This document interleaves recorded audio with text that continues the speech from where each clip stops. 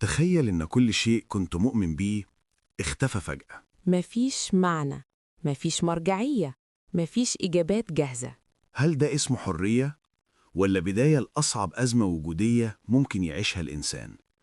فأهلا بيكم معانا في بودكاست أطروحة. لأن لحظة التخلي عن معتقد راسخ غالباً بتتوصف إنها لحظة حرية مطلقة، كأن الواحد كان محبوس في قفص سنين طويلة وفجأة الباب اتفتح وهو طار. بالظبط. لكن لو بصينا أعمق شوية في الملف اللي هنحلله النهاردة، هنكتشف إن الحقيقة النفسية أصعب بكتير من الصورة الرومانسية دي، لأن الانطلاق ده في أوقات كتير بيتحول لأتقل حمل ممكن العقل البشري يشيله.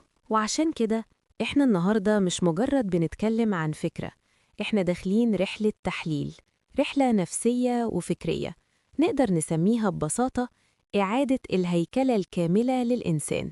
لأن الموضوع هنا مش مجرد تغيير رأي سياسي ولا حتى تغيير فكرة دينية صغيرة.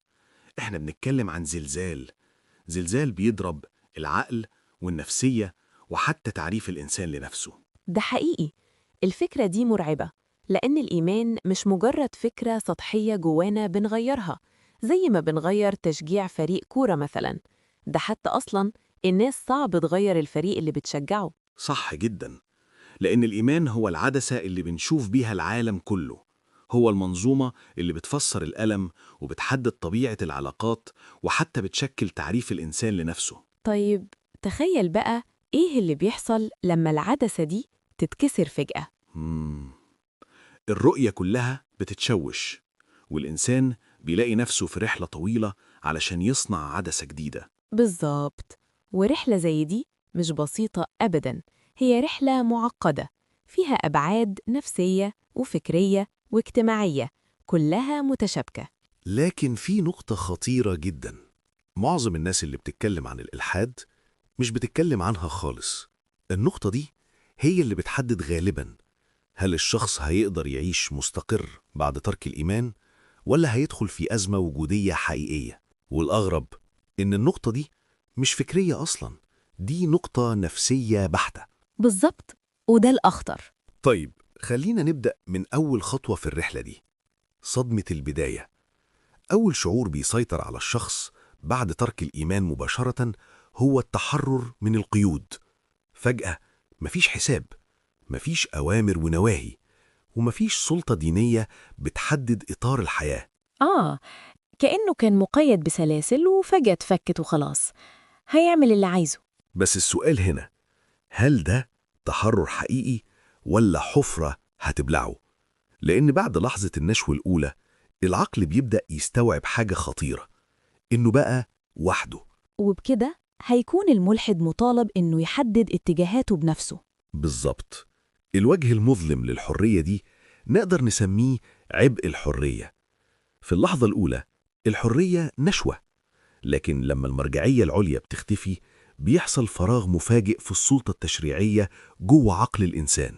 يعني بدل ما كان بيستقبل القواعد الأخلاقية والحياتية جاهزة، بقى هو اللي مطالب يكتبها من الصفر. وده عبء مرعب، لأن العقل البشري بطبعه بيميل لتوفير الطاقة وبيحب يعتمد على القواعد الجاهزة أو الاختصارات الفكرية. والدين كان بيقدم أكبر وأشمل اختصار فكري للأسئلة الكبرى.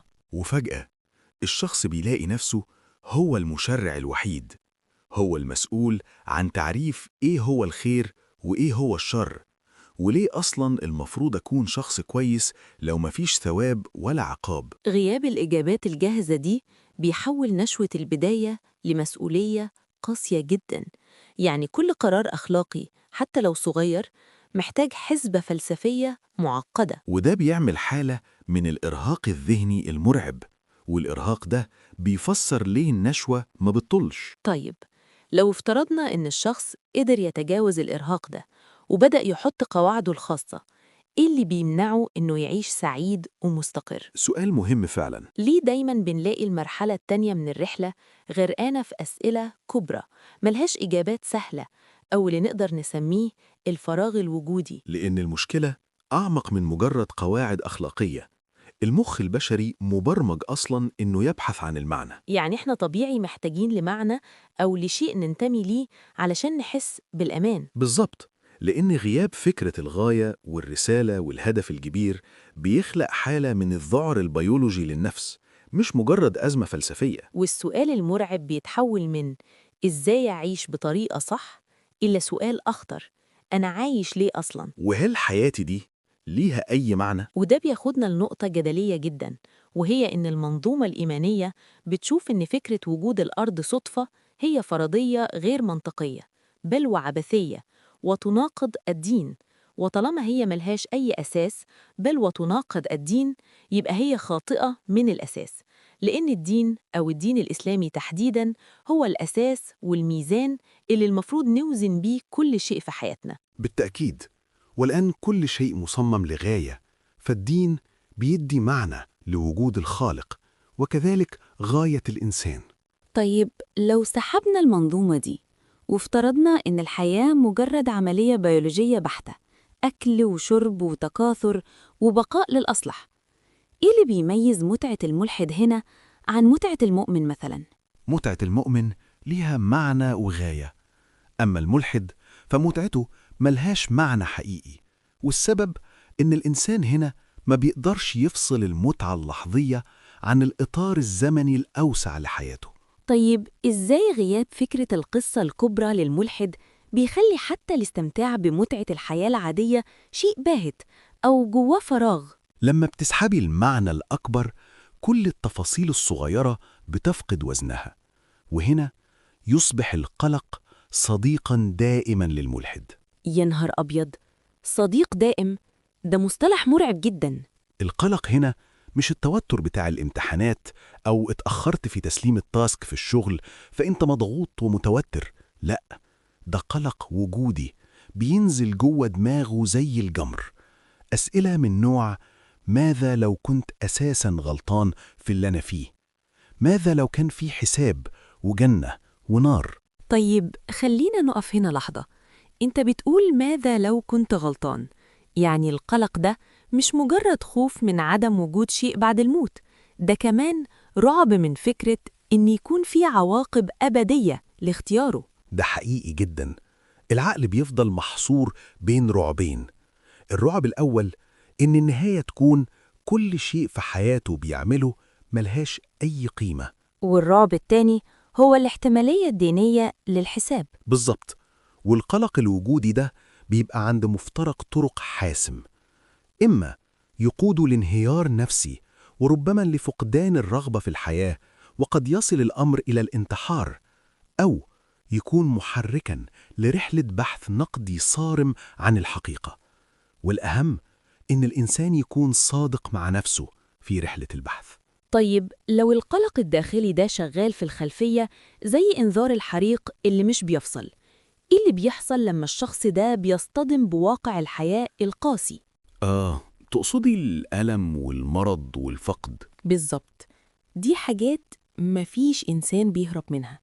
وهنا بندخل على أزمة جديدة، أزمة فقدان الطمأنينة، وكمان إزاي الإنسان بيقرأ الألم والمعاناة. ودي يمكن أكتر مساحة بيحصل فيها شرخ نفسي عنيف، لأن المنظومة الإيمانية أو الدين الإسلامي بالأخص في جوهره بيقدم حل عميق لمشكلة الشر، وبيعطي للمعاناة معنى. الإيمان بيقدم للمؤمن طمأنينة قوية، لأنه بيخلي المعاناة ليها هدف ومعنى، وإن المصائب أو المشاكل هي اختبارات من الله وابتلاءات، وفي النهاية في وعد قاطع بعدالة مطلقة، عدالة هترد لكل مظلوم حقه. ولو أخدنا مثال من داخل الدين الإسلامي علشان نفهم أكتر، وهي القصة العبقرية لسيدنا الخضر وقتل الغلام كنموذج تحليلي. من منظور بشري، مجرد الحدث ده هو شر مطلق، طفل بريء بيتقتل، فده قسوة ودمار. ليه يحصل كده؟ لكن من منظور الديني، الغلام ده لو كان عاش كان هيكبر وهيكون كافر، ويكون سبب في إرهاق والديه المؤمنين، فكان قتله في باطنه خير وحماية ليهم. القصة دي بتأسس لفكرة إن نظر الإنسان وقدرته على استيعاب الأمور قاصرة جداً، وإن حسابات الله وحكمته بتتجاوز فهمنا اللحظي. بالظبط. الإطار الفكري ده بيجسد مفهوم العدالة الخفية. الإيمان بيدي مساحة للشخص إنه يسلم أمره لله، ويقول ويقتنع كمان بإن فيه حكمة إلهية لكل اللي بيحصل، حتى لو أنا لسه مش شايفها. لكن اللحظة اللي بتختفي فيها المرجعية دي، الشخص بيفقد الأداة الوحيدة اللي كان بيفسر بيها الألم. بالظبط. والمعاناة والفقد عنده هيتحول لشر، وإن مفيش عدالة هتعوض المظلومين. عارف التناقض ده؟ بيفكرني بالجراح اللي بيعمل عملية معقدة. لو حد ما يعرفش أي حاجة عن الطب وشاف طبيب بيفتح بطن مريض بالمشرط، هيشوف إن ده تعذيب وشر مطلق. صح. لكن الجراح والمريض اللي فاهم الإطار الطبي عارفين إن القطع ده هو اللي هينقذ حياته بعد ربنا سبحانه وتعالى. بس لما بنشيل مفهوم الجراح والحكمة الإلهية من المعادلة، الإنسان بيتحمل قسوة الحياة والألم من غير البنج ده. إزاي؟ التشبيه ده بيوضح الفكرة، بس الواقع النفسي أعقد وأقسى بكتير من مجرد غياب البنج. المريض في الجراحة هو واخد بنج وموافق على العملية لأنه متوقع النتيجة إيجابية. لكن الشخص اللي فقد إيمانه بيواجه جراحة الحياة دي وهو مش شايف أي نتيجة إيجابية في النهاية. بالظبط. الأثر النفسي المدمر مش بيجي من كمية الألم الجسدي، بل بيجي من إدراك الألم. التحمل هنا بيكون استنزاف يومي للطاقة. يعني فقدان الطمأنينة للملحد بيخلي تقبل الخسارة كأنه واقف بملابس خفيفة جدا في وش عاصفة تلج. والشخص هنا بيكون محتاج يخلق آلية دفاع نفسية جديدة، زي تقبل العبث من وجهة نظره أو التخدير بالمتعة علشان يقدر يكمل يومه. وهنا بتوصل لمشكلة تانية خطيرة، وهي إن الصراع الداخلي العنيف ده مستحيل يفضل محبوس جواه، لأن الإنسان بطبيعة الأمر كائن اجتماعي. أكيد لو انهار داخلياً كده أو أفكاره اتغيرت 180 درجة، هيقدر يخبي ده إزاي عن أهله وهو قاعد معاهم على نفس ترابيزة السفرة كل يوم؟ وده بياخدنا للبعد الاجتماعي وصراع الهوية. الخوف من الصدام والرفض المجتمعي بيخلي الشخص يميل بقوة لإخفاء حقيقته، وبيبدأ يعيش حياة مزدوجة. والبعد الاجتماعي ده هو اللي بيحول الأزمة الفكرية لمعاناة يومية ملموسة. يعني هو بيكون في صراع مزدوج، قناعات فكرية جديدة بتشده في اتجاه، وانتماء اجتماعي لعيلة ومجتمع بيشده في اتجاه تاني. ده معناه إنه مضطر يمثل باستمرار ويمارس طقوس هو فقد إيمانه بيها، ويوافق على كلام هو شايفه من وجهة نظره مش منطقي. وعلم النفس بيقول إن العيش في التناقض ده مش مجرد شيء هيضايقه خلاص، ده مدمر للأعصاب. صح؟ وده اللي بنسميه التنافر المعرفي.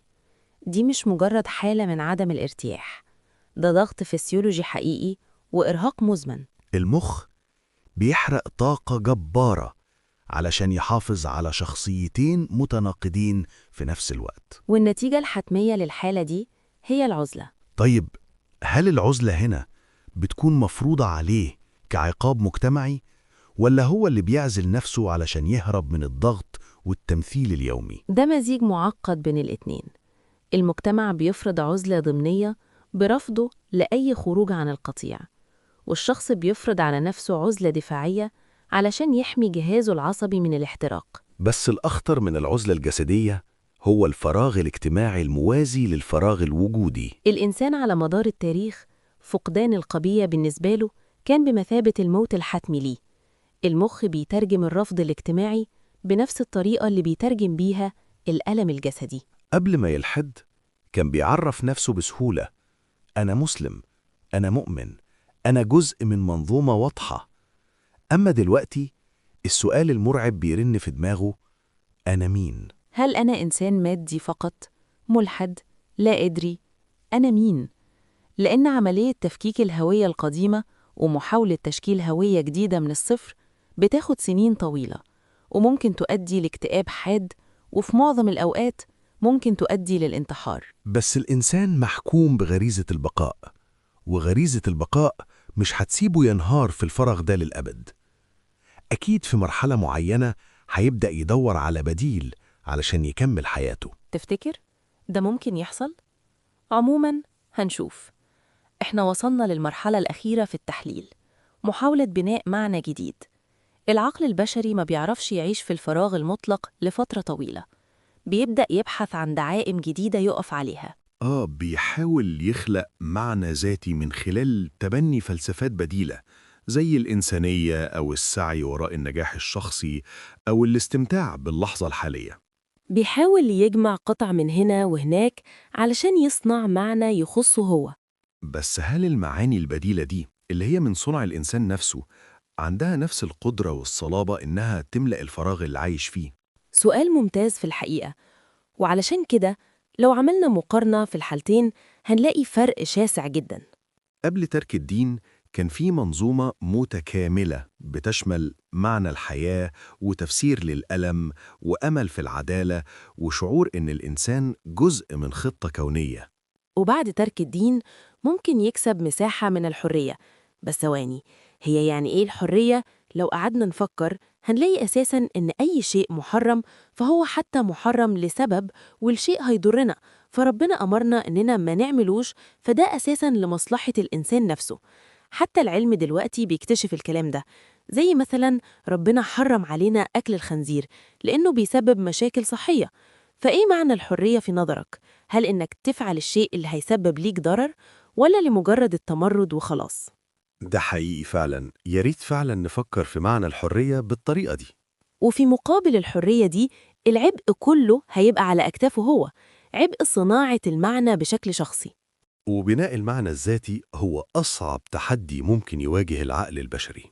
وده بسبب بسيط جدا، أي معنى أنت اللي بتصنعه بنفسك، أنت بتبقى عارف كويس قوي نقاط ضعفه، وبالتالي أنت اللي تقدر تهدمه بنفسك وقت الأزمات الطاحنة. يعني المعاني الذاتية زي النجاح والفلسفة أو العلاقات هي معاني هشة جدا. لو حياتك مبنية على النجاح وفشلت، المعنى كله بينهار فوق دماغك.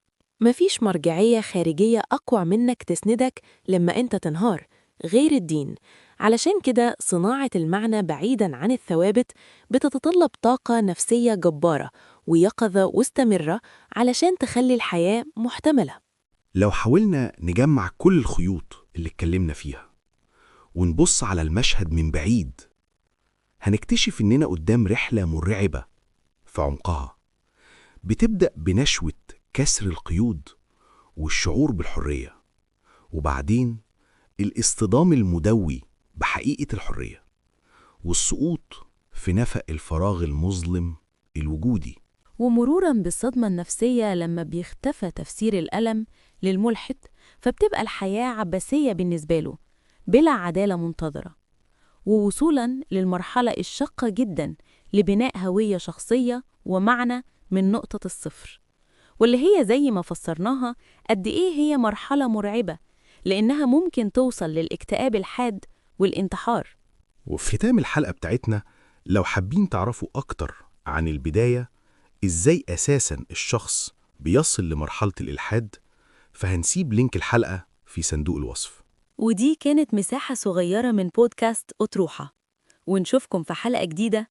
وما تنساش تشارك الحلقة مع اللي ممكن تلمسه زي ما لمستك.